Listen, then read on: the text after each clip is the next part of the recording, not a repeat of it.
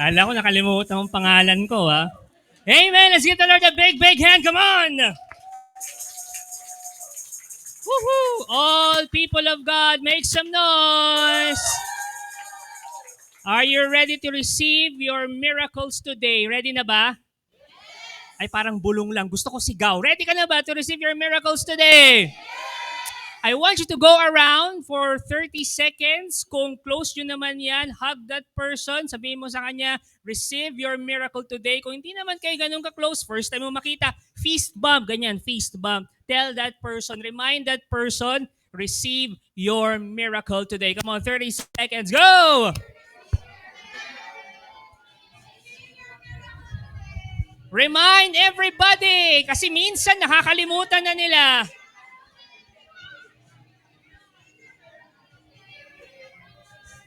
Receive your miracles today in Jesus' name. Woohoo! Receive it. 10 seconds. Come on. Tell every person that you will meet, receive your miracles today. Receive it. 5, 4, 3, 2, 1. Let's give the Lord a big, big hand. Come on. My dear friends, this is my prayer for you. I want you to receive your miracles today in Jesus' name. Amen. First timers in the house, taas ang kamay. Lahat ng first timer. Yan. If ever nakatabi nyo ang mga first timers, sabihin nyo naman sa kanila, warm welcome. 1, 2, 3, go. This is your home. This is your place. In this place, you will not be judged. In this place, you will be loved. Because this is the place where love leads. This is a place where you are loved. We just want to welcome you, embrace you, just the way you are. Oh, kinanta yan na. I would also like to welcome those who are watching us online, mapa Facebook o YouTube. Maraming salamat. Again, sana po one day, isang araw, di ba in English ko lang, sana makasama namin kayo dito sa Gurings. Kasi ibang-iba ang saya dito sa Gurings as we celebrate the feast. O di ba? Naririnig nyo yan. Pero huwag kayong mag-alala. The same God that we worship here and blesses us here is the same God that you worship there and blesses you there wherever you are. Saan man, lupalop ka ng earth. Are you ready to be blessed today? First timers, mamaya po after the feast, let's meet here. Meron kaming regalo sa inyo at ipagdadasal ko kayo. Alright, let's pray our favorite prayer at the feast. Let's make the sign of our faith slowly and meaningfully. Nais kong namnamin mo as you make the sign of the cross and be reminded of God's love. As we say, in the name of the Father, and of the Son, and of the Holy Spirit, Amen. You can stretch out your arms, raise your hands kung komportable ka, and let's pray our favorite prayer at the feast. Together we declare, today I receive all of God's love for me.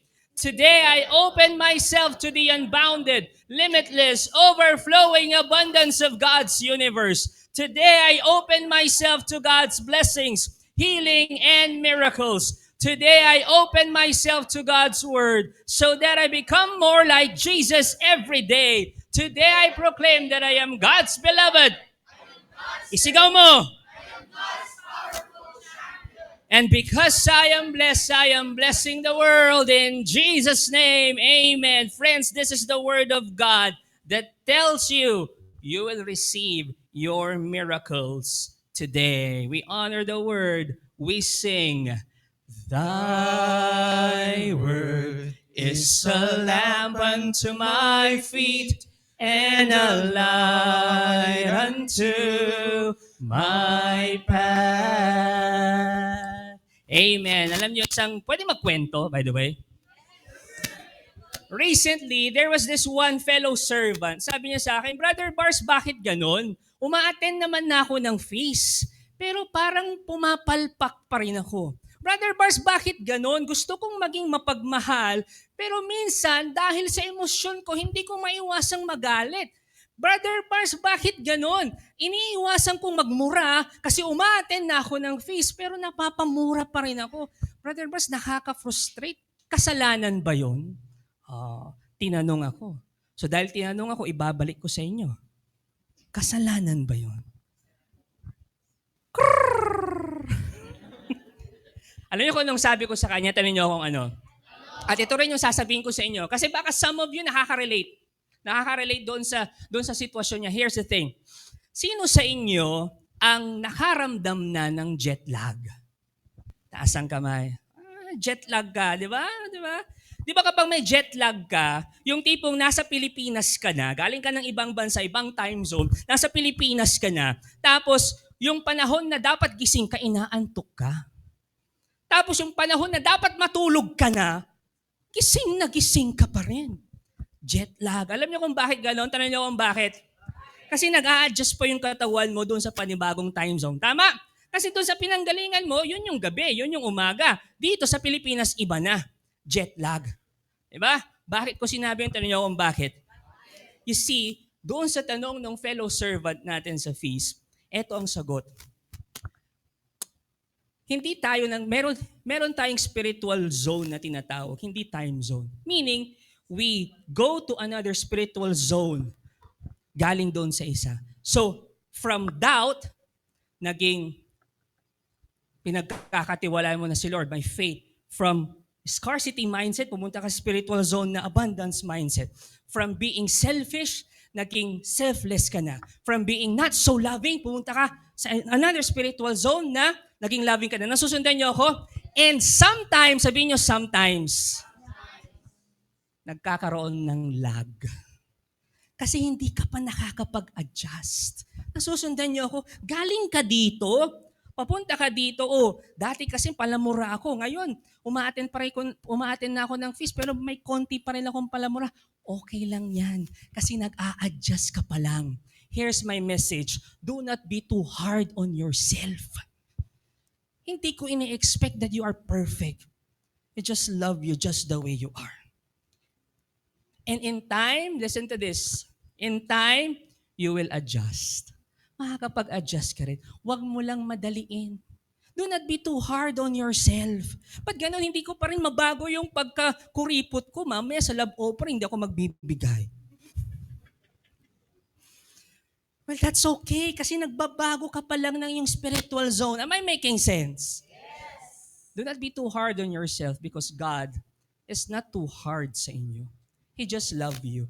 I would like to share this verse from Proverbs chapter 3 verses 25 to 26. I-flash natin. Sabi dyan, have no fear of sudden disaster or of the ruin that overtakes the wicked, for the Lord will be at your side and will keep your foot from being snared.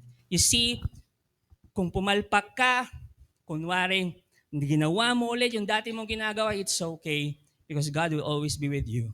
And He will lift you up and remind you, tara, let's continue the journey. You adjust. Hanggang makapag-adjust ka sa panibagong spiritual zone na yan. Pakitabi ka na sa katabi mo, sabihin mo, you adjust. You adjust. So don't be too hard on yourself. Hindi porkit umaten ka ng feast, you will be perfect. But I know in God's perfect time, you will adjust. Makakapag-adjust ka. Amen ba tayo dyan? We pray. Father in heaven, thank you for your word. Thank you for being with us. Maraming salamat sa aming ups and downs, sa mga victories namin, sa mga defeats namin. Whenever na kami ay nagko-commit ng kasalanan, pinapatawad nyo kami, sinasabi nyo sa amin, tara, bangon. Pagpatuloy natin yung journey mo, hindi pa huli ang lahat. Lord, maraming salamat for giving us confidence that you love us. That you do not look at our sins. You just love us. And Lord, we pray na yung pagmamahal na yan na galing sa inyo will help us change for the better because we want to love you more. All this we ask. In Jesus' name we pray. Amen and amen. We'll sing to the word. Thy word is a lamp unto my feet and a light unto my path. Amen. Let's give the Lord a big hand. Please be seated everybody. Habang papaupo ka dyan, tingnan mo yung katabi mo, sabihin mo sa kanya, friend, huwag tayong matutulog. Oh, siesta kasi ngayon siesta, di ba? Welcome to the third talk ng ating series. Anong title ng series natin? Plenty. At dito sa series na to, pinag-aaralan natin how to live in God's radical generosity. Sabihin niyo nga, radical generosity. And we are now on talk number 3. At hindi ko na patatagalin kasi I am excited for this message and I know this message will change your life, will bless your life. Pinag-uusapan nga namin ni Brother Lawrence kanina. Ang ganda nitong talk na to, life-changing ito. At lahat dito makaka-relate. Are you ready? Let's do this. Let's give a warm feast, dagup, and clap to our brother, my co-preacher, Brother Lawrence Bandong.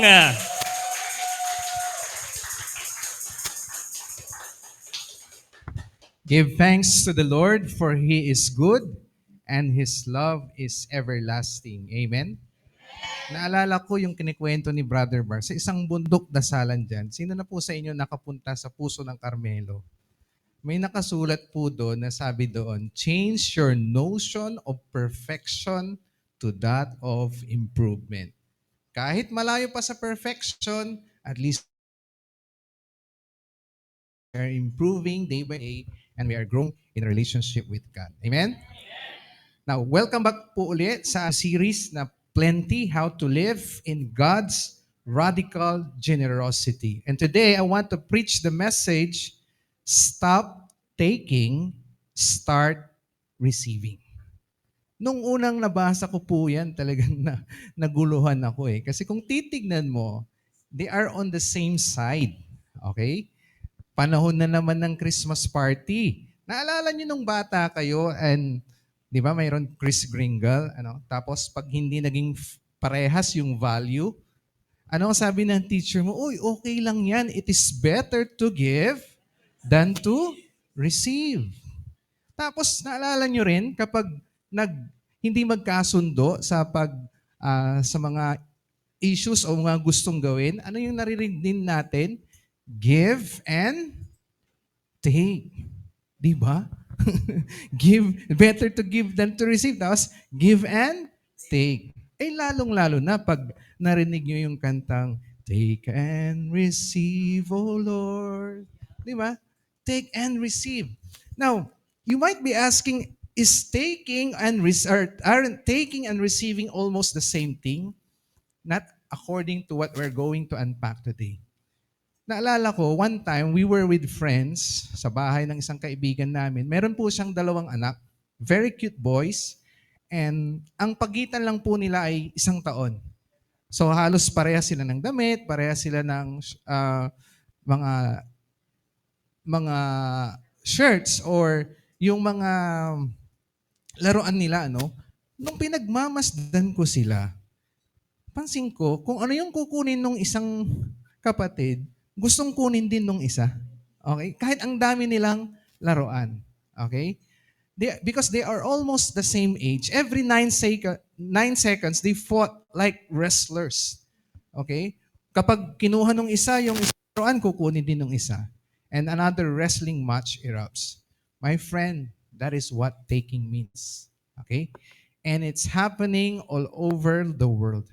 Flash news. I don't know if you will agree. Sabi nga ni Brother Bars kanina, alam mo itong talk na to, dapat audience tayo eh. Kasi in one way or the other, this is for all of us. Many adults still act like toddlers. Okay? Because taking means grabbing, forcing yourself, elbowing your way through the crowd, pushing and stepping on others to get what you want.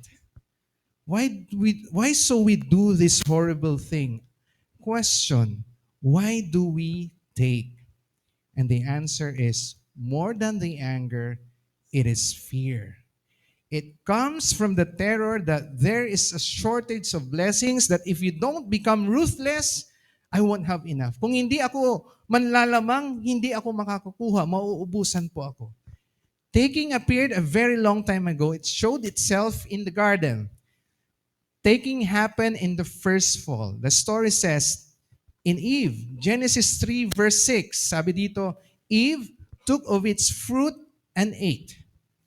This act of taking becomes a template and has become a hyperlink, and it appeared in many Bible stories where the author is telling us that this person is doing something wrong.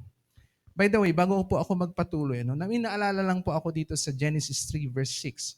And I have to, remind one another that if we look at how we make mistakes or the sin patterns of our lives, it has always something to do with the pattern of seeing and then taking. Like what Eve does, nakita niya and then he take. Si David, nakita niya si Bathsheba and then he take. Be careful with that. That has been the design pattern where we are tempted, okay? Now, in the Bible language, taking happens when I do not trust God and force my will instead. Fast forward po tayo.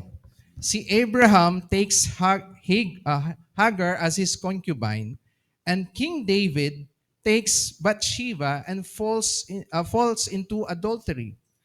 Pero few chapters after the first fall, another taking happens in the Tower of Babel. The Babel people said in Genesis 11 verse 4, "Come, let us build a great city for ourselves with a tower that reaches into the sky, and this will make us famous and keep us from being scattered all over the world." In the New International Version, it says that we may make a name for ourselves. Hindi ba parang taking po yun? Kapag titignan niyo po sa modern eyes, para bang okay naman, it's decent, it's an ambitious plan. Magbibuild tayo ng city na aabot sa sky. Let's put a skyscraper and become famous. But if we try to understand the coded message, everything is wrong. Ask me why. Because if you read it with ancient eyes, you will remember that much earlier, God told man to be fruitful and multiply, fill the earth. In other words, God's original call to mankind was to scatter. But now, Babel people wanted to prevent that from happening. So the ancient readers would have read between the lines that was not an ordinary construction project, but a coup d'etat against God, a rebellion against God. To the Jews, sky is God's space. And when the story says, let's build a great city for ourselves with a tower that reaches into the sky, they were not just building a skyscraper, but they were taking over God's throne. May I preach this truth to you? Medyo nakakatusok ito eh. At the root of every taking is taking over God's throne. Ang ugat ng lahat ng pagkuha na may panlalamang ay ang pagkuha din sa God's throne ni God.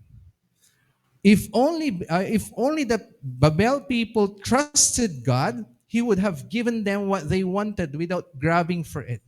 Because right after the Tower of Babel story, a very different narrative unfolds. There is only receiving, as Genesis says. Tingnan niyo po ito. The Lord had said to Abram, "Go from your country, your people, and your father's households to the land I will show you. I will make you into a great nation, and I will bless you. I will make your name great, and you will be a blessing." Isn't that wild? That the very thing that the Babel people wanted, to be a great nation and to make their name great, God was giving it now as a gift to a people that trusted Him. Diba? Kung nakapag-antay lang ng konti, ibibigay din. Regalo din, free gift. Now, before I pass on to Brother Bars, here's what taking and receiving opposites. Taking, pagkuha. Receiving, pagtanggap. Now, taking is grabbing what you want according to your definition of good and bad apart from God. And this is what happened in the first fall. And yan din po ang hyperlink ng different stories in the Bible. My dear friend, if you see pain in your own personal life right now, tignan po natin, baka may nagawa po tayo mga taking. Okay? Not all pain is caused by taking, but some are. Today, God is asking us to choose receive instead. But what is receiving from the biblical author's understanding? Sabihin ko muna kung ano yung hindi. Receiving is not passive. It's not being lazy. Hindi yung aantayin mo lang. Okay? Because receiving is working with God, yet surrendering the results to Him, trusting that in the end, He will give you what you need. Because of our deep trust in the Lord, you never hurry because in receiving, you remain faithful, patient, and relaxed because your blessing is coming. Pero hindi pa yan nagtatapos. Kumbaga sa teleserye, 1 out of 3 pa lang to. At yan ay pagpapatuloy ng aking pinakapogi at pinakamamahal na kapatid, si Brother Bars Lumibaw. Thank you very much, Brother Lawrence. Thank you for that. Amen. Bago natin pagpatuloy, some quick announcements. Next week po, wala po tayong feast. We encourage you to attend the King in your parishes. Okay. Sabi nga ni Father Abuan kanina, that's the last day of our liturgical year. So, importante yon sa atin. That's why we encourage you to join your parishes sa procession and then sa Grand Mass nila. Alright. Sige. Pakitaas ang kanang kamay. Come on. Pakitapik ang nasa kanan. Pakisabi, stop taking. Pakitaas ang kaliwang kamay. Pakitapik ang nasa kaliwa. Sabihin mo, start receiving.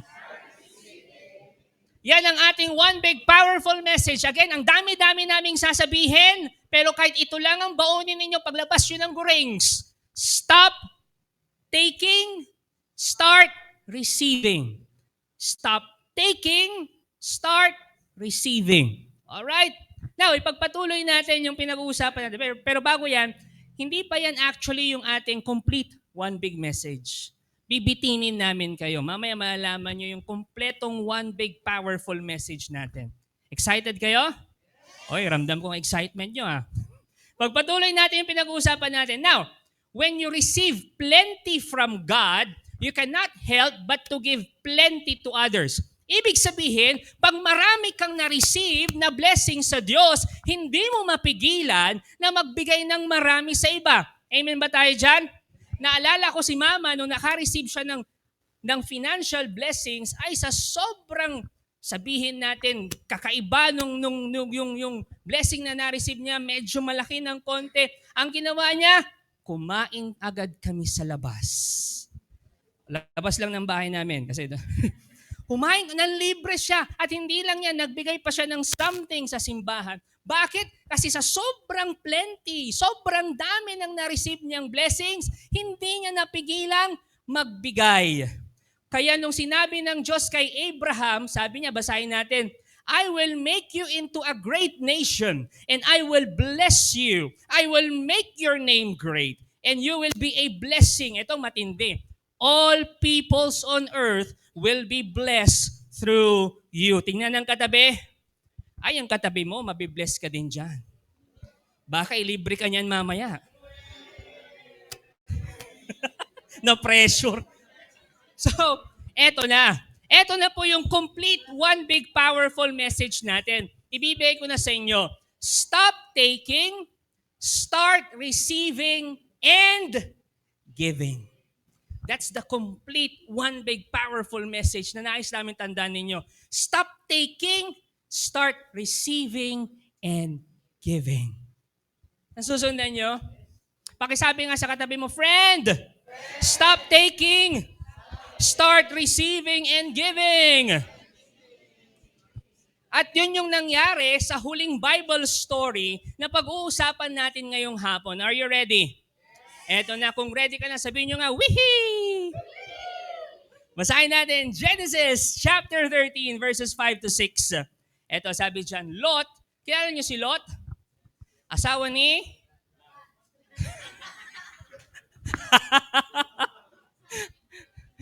Si Lot, pamangkin yan ni Abraham. Okay? Si Lot, pero in-expect ko yung sagot na yon. Lot, who was traveling with Abram. Abram yung dating pangalan ni Abraham. So huwag kayong malito, si Abraham din yan. Okay? Lot, who was traveling with Abram, had also become very wealthy with flocks of sheep and goats and herds of cattle and many tents. In short, ang dami niyang ari-arian. But the land could not support both Abram and Lot with all their flocks and herds living so close together. Yung land nila, yung lupa nila, hindi masuportan yung dami ng ari-arian ni Lot tsaka ni Abram. Kaya anong nangyari? So disputes broke out between the herdsmen of Abram and Lot. Nagkaroon ng away. Nagkaroon ng conflict. Alam niyo kung anong formula ng conflict? May formula yan. Tanungin niyo kung ano. Bago yan ito muna, meron muna akong ipapapanood sa inyong video. Dala-dala ko ulit yung aso ko si Bruno. Meron siya ipapakita sa inyo. Play natin yung video.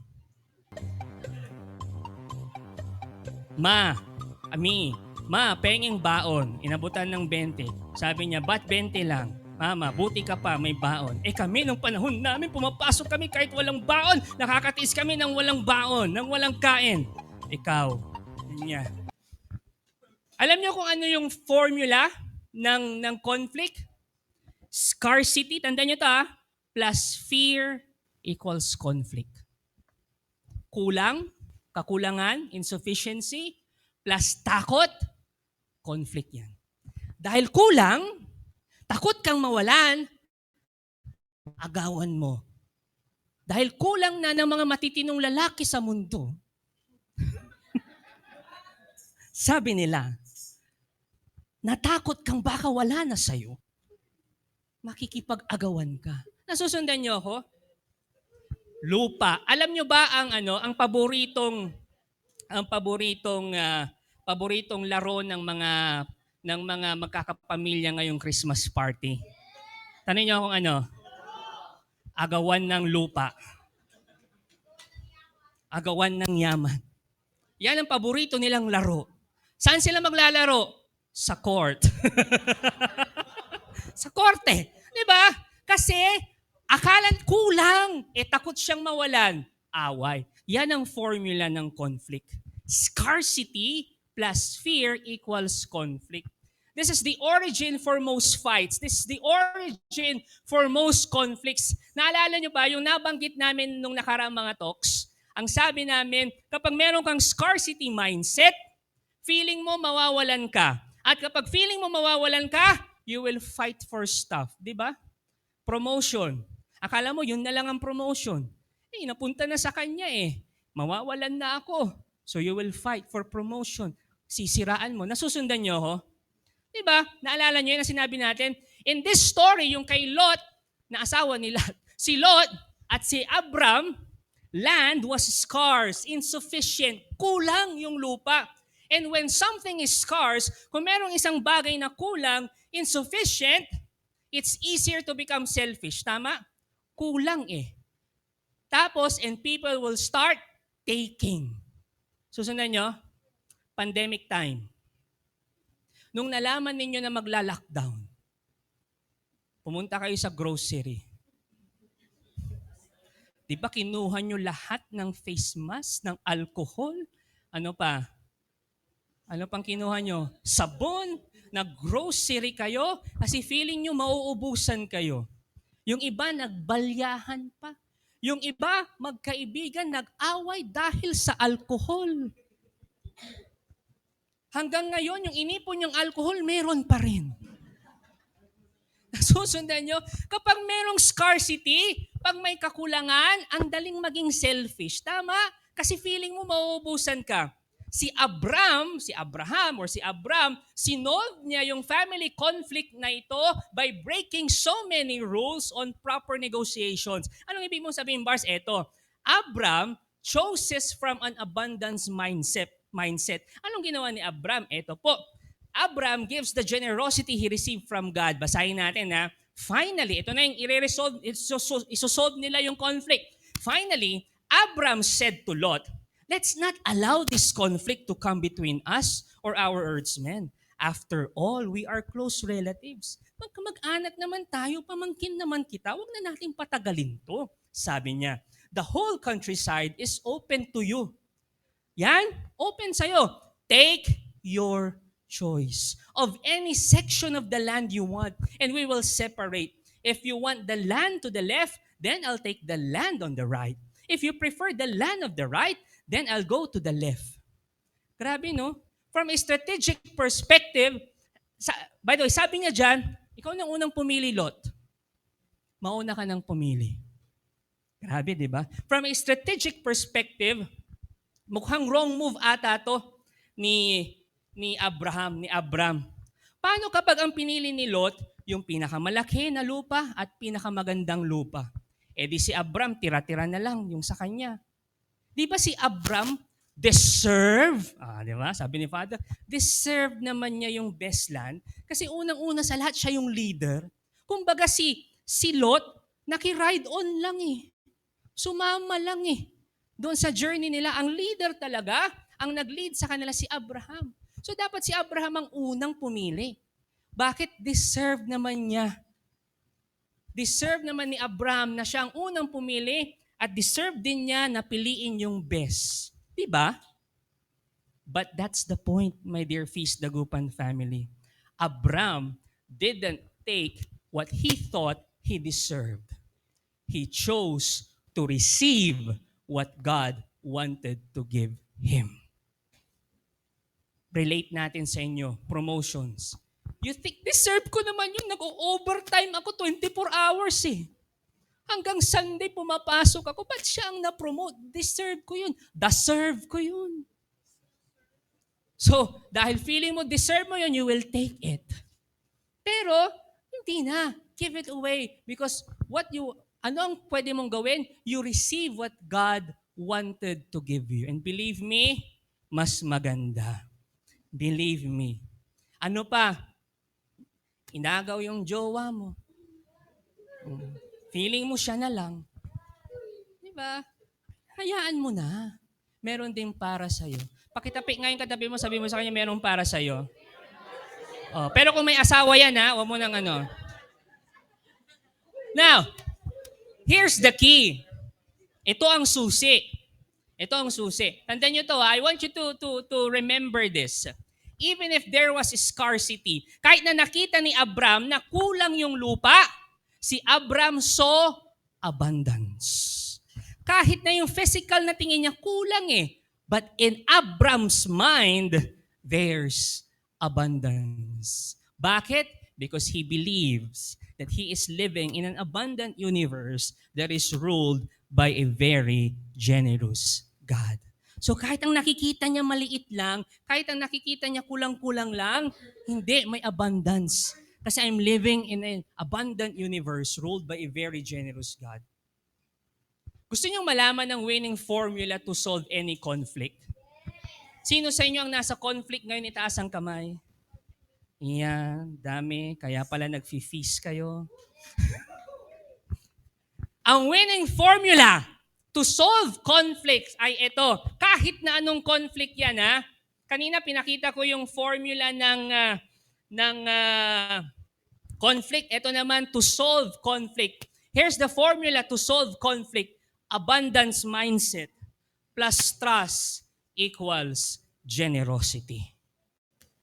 Abundance mindset na kahit nakikita mo kulang, yung sitwasyon mo parang kulang, pero may abundance mindset ka, plus you trust God, then equals generosity. Yan po ang formula to solve any conflicts. Imagine this, doon sa laro ng mga magkakapamilya sa court na agawang lupa. Paano ba masosolve yun? If the other person sees abundance na hindi siya mauubusan, then he will trust God. Meron pa sigurong ibibigay sa akin si Lord na mas maganda, mas better na plano. Then, sa'yo na yan, kapatid. Nasusundan nyo? Paano kung ganun din yung isa? Sa'yo na yan, kapatid. Hindi sa'yo na yan. Hindi nga sa'yo na yan, di ba? O nag-away sila ulit.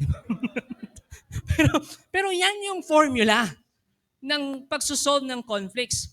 As we expected, balikan natin yung kwento, as we expected, si Lot, pinili niya yung better, yung richer, yung more fertile na lupa na malapit sa Sodom and Gomorrah.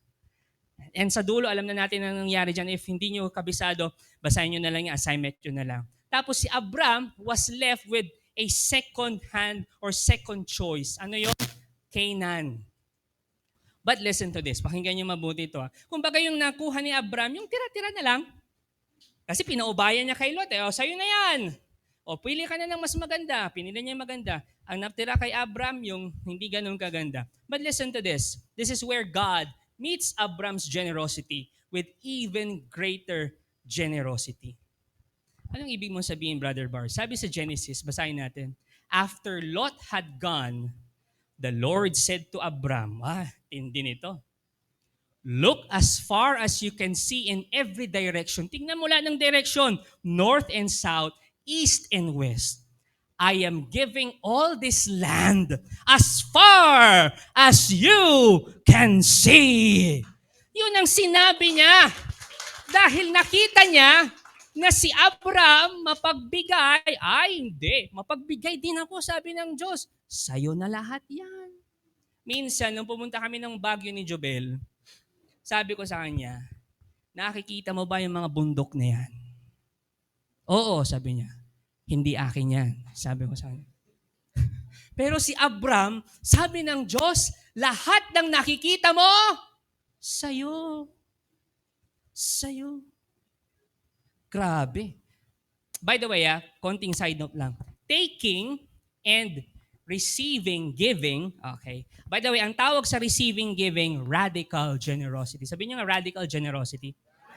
When you receive, then when you give, that's radical generosity. Now, yung taking and yung radical generosity, this cannot just be a single action na parang minsan ka lang nag-take, tapos minsan ka lang magre-receive, tapos mag-give. No, yung minsanan lang, hindi ganon. Because the universe is governed by the laws of reciprocity, taking, and radical generosity become cycles na paulit-ulit for a very long time. Bars, anong ibig mong sabihin? Ito po yun. Listen to this. The moment you take something from a person, you trigger a cycle of taking. Inumpisahan mo na yung cycle of taking. Those from whom you took will also take from you. Tinake mo yan, ako din, titake ko din.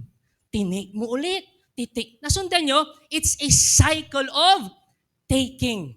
At dyan, kapag meron ng cycle, ganun na ang sistema ninyo. At dyan nagsisimula ang away sa pamilya. Dyan nagsisimula ang away sa mag-asawa. Dyan nagsisimula ang away sa magkaibigan, sa organisasyon, sa ministry, sa community. When someone took something from the other, yung isa babawi hanggang may cycle ng ganyan of taking. Even nations, kahit mga bansa, anong ugat ng pag-aaway nila? Taking. Amin ang islang ito. Hindi amin. Mas malapit kami wala akong pakialam. Basta amin to. Nasusundan niyo ako? Cycle of taking. Now, to break that cycle, hindi pwedeng wala ka lang gagawin. Kasi kapag wala kang gagawin, tuloy-tuloy pa rin yung cycle of taking na yan. Because you're fighting inertia. Alam niyo inertia? May mga taga-Pangasinan, alam nila yan. Inertia. Inertia. Where siya? Mga ganyan. To stop the cycle, you must do the very opposite. Cycle of taking. So para ma-stop yung cycle of taking, you must do the very opposite. Ano yon? Receive and give. Can I share something? Okay lang sa inyo? Atin-atin lang to, huwag nyo nang ilabas ha. Naka-live pala tayo. Pero first year namin ni Jobel bilang mag-asawa, we were living in a cycle of taking. Laging taking yan. Ano yung taking? A forceful grabbing at what we thought we deserve. Susumbatan kami. Meron yung time, si Jobel, laging gigising ng maaga yan. Ano ba yan? Laging ako lang gising ng maaga. Ikaw tulog pa. Ako naman, buti nga, pinapakain ko pa yung mga aso mo kahit ayaw ko talaga magkaaso dito sa bahay eh. Nasusundan niyo ako? Ano ba? Ah, dapat deserve ko yung lambing mo. Ako nga, deserve ko din yung respeto. Hindi mo nasusundan niyo ako? Cycle of taking. And then when we watched a video, sabi nung sa video na yon about married couples, sabi niya, married couples start giving without expectations. Pag nagbigay ka, wag ka nang mag-expect. So ngayon, pinapakain ko na po yung aso namin. O yung 7 aso namin. Oo. Siya rin, hinahayaan na niya akong matulog at gumising ng kahit anong oras. Nasusundan niya ako? Cycle of radical generosity.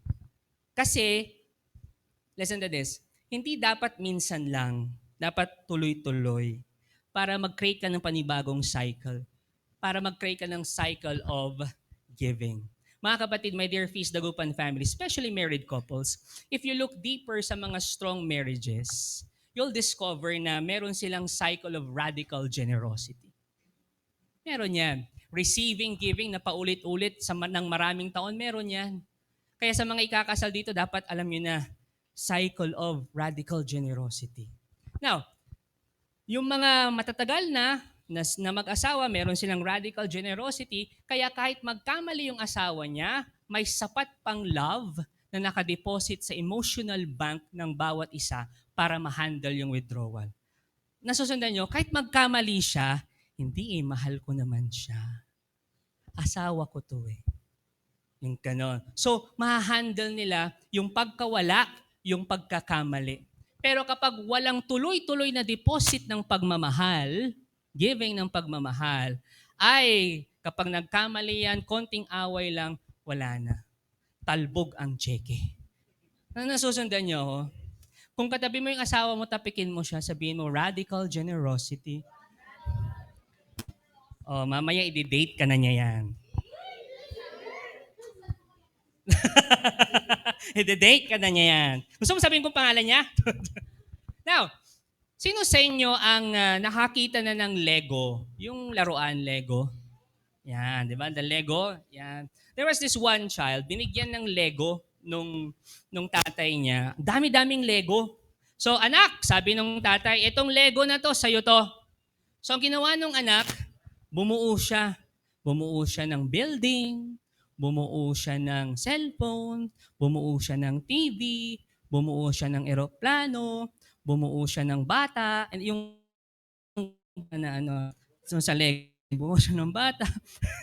Lahat binuo niya. Lahat binuo niya. Bakit ko siya sinabi? Bakit ko siya kwento? Tanong niyo kung bakit. My dear Feast Dagupan family, we can really stop the taking cycle. Yan. Bibilisan ko na. We can really stop the taking cycle.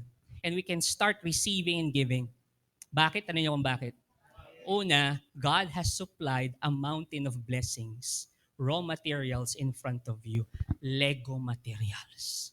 Ang dami niyang sinupply sa'yo. Yung katawan mo, yung utak mo, yung talents mo, yung skills mo, yung opportunities mo, yung mga taong nakapaligid sa'yo, lahat Lego materials yon. And the second reason is this, God has given you the capacity to build anything. To build anything. Tulad nung bata. Nasusundan niyo ako? You can build anything. There was this one, nakwento ni Mama, may nag-apply daw sa kanila, hindi nakuha. Hindi siya nakuha sa trabaho. And then after a few years, nadalaw namin yung bahay nila. Grabe, ang laki ng bahay. Tapos may swimming pool. Yung swimming pool parang infinity pool. Tapos high ceiling, ang lalaki ng chandelier. And then, tinanong ni Mama, kamusta kayo? Ganyan. And then sabi niya, kasi po nagkaroon kami ng negosyo. Meron silang negosyo. At yung negosyong yon kumikita ng malaki every month. You see, hindi siya nakuha sa trabaho, pero alam niya yung prinsipyo that God provided raw materials in her and that God told her na she can build anything. She built a business na kumikita ng malaki every month. Na dinaig yung sahod niya pag nakuha siya doon sa trabahong yun. Am I making sense? So kapag nawalan ka, always remember that you have all the materials. Binigay sa'yo ng Diyos yan. And you have the capacity to build anything. Sometimes we understand the or we underestimate yung mga Lego materials, yung mga raw materials na meron sa atin. And also, we underestimate that God-given ability sa atin to build anything. But today, God is reminding us again na ang daming Lego materials sa buhay mo. Ang dami. Binigay niya sa iyo yan. And He is reminding you that you have the capacity, you have the ability to build anything. May I invite everyone to please stand.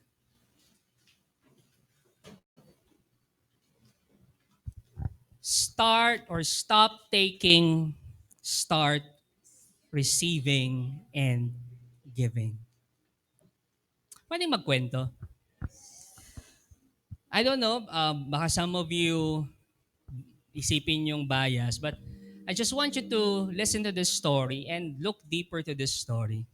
Bakit bias? Kasi this is a story of Papa, my father. I just want you to look at the story, the message of the story. 6th anniversary ng Feast Dagupan. Medyo kulang ang budget. Kasi hindi tayo nakatabi ng budget for the printing ng Feast Bulletin. By the way, yung mga Feast Bulletin ninyo, iuwi nyo po. Huwag nyo pong iwanan dito. Pamigay nyo rin sa iba para ma-bless sila. Now, going back to my story. Namblema ang team, saan tayo kukuha ng budget pang print ng Feast Bulletin? Yung mga binibigay sa inyo. And then si Papa, sabi niya, hindi alam to ng karamihan kasi he chose to be anonymous. So si Papa, sabi niya, bibigay ako ng 5,000 pesos. Yeah, for some, siguro 5,000 is still a small amount.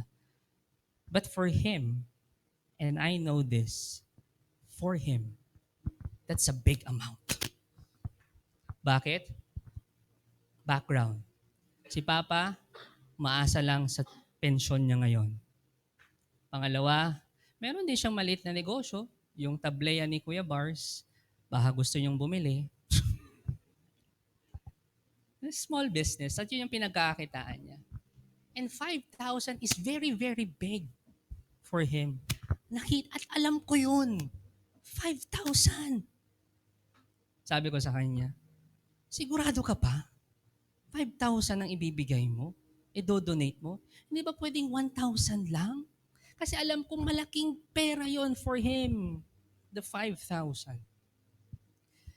Pero para akong nabuhusan ng malamig na tubig. At para akong nasampal ng katotohanan. Kasi ang sabi niya, okay lang yan. Ibabalik naman ni Lord yan. Tsaka para naman sa feast, para sa spiritual family natin. And then it hit me, oo nga, no? Para akong sinampal kasi for the past many years, I was also preaching about giving, being abundant, tapos you just give. Tapos sabi ko sa kanya, hindi, wag 5,000, 1,000 lang. Parang pinigilan ko pa siyang magbigay. Kaya para akong sinampal. And then I realized, oo nga, I was amazed and I admire His generosity. Pero hindi lang yon, na-amazed din ako doon sa tiwala niya that God will always provide. Na-amazed din ako doon sa tiwala niya sa Diyos na, oo, ngayon nakikita ko may scarcity, kakulangan, walang masyadong bumibili ng produkto, pero the abundance mindset. Nakita niya, parang si Abram, kita niya scarce, pero in his mind ay abundance. Ganon din siya. In his mind, there is abundance. Naniniwala siya that he is living in an abundant universe that is ruled by a very generous God. Kaya kailanman hindi siya mawawalan. Kailanman hindi siya mauubusan.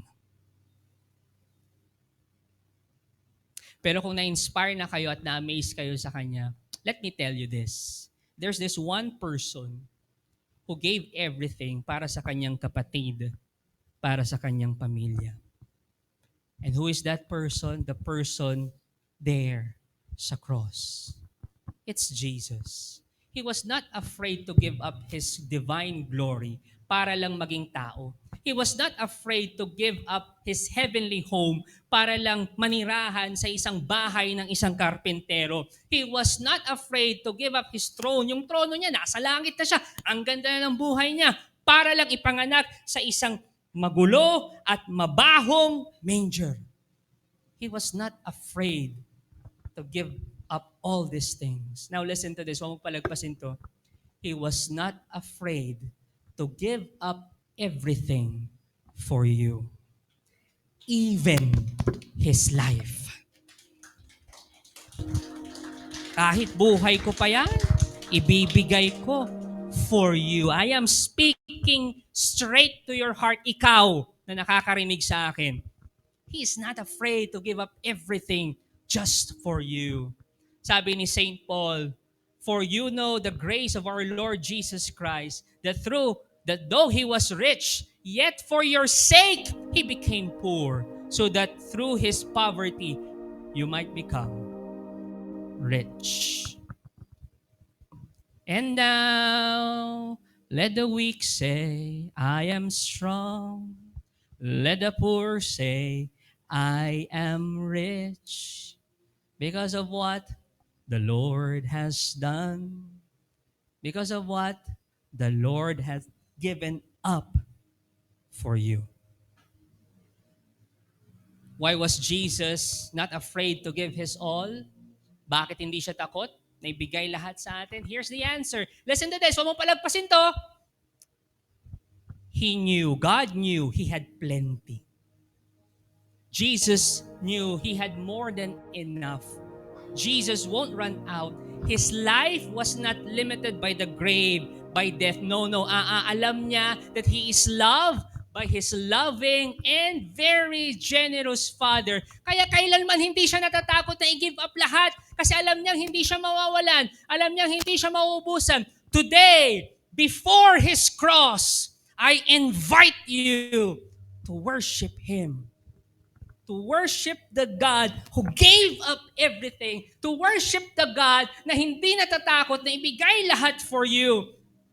Alam niyo kung anong ibig sabihin ng worship? Tanin niyo kung ano. Ang deeper meaning ng worship, listen to this, huwag niyo palagpasin to, at its core, worship is not giving something to God.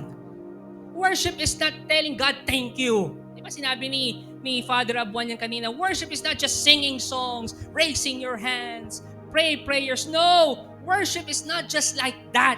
At its core, ang pinakamalalim na ibig sabihin ng worship is receiving God's plenty. Worship is receiving God's abundance. It's opening our hearts to God's abundance. That is worship. That's why when we say, let's worship, ang sinasabi mo, Lord, I open myself to your abundance. I open myself to your plenty. Alam ko, hindi ako mauubusan. Alam ko, hindi ako mawawalan. That is worship. That is worship at its very core. Ready ka na for worship? Ready ka na to receive God's plenty? Ready ka na to receive God's abundance? Let's all together worship Jesus today. Thank you for watching. Be sure to subscribe to this YouTube channel para wala kayong ma-miss na video at live stream. Please also share this video to your loved ones, families, and friends. And do not forget that you can join us here live sa Feast Dagupan. God bless you all more. Mama Mary loves you.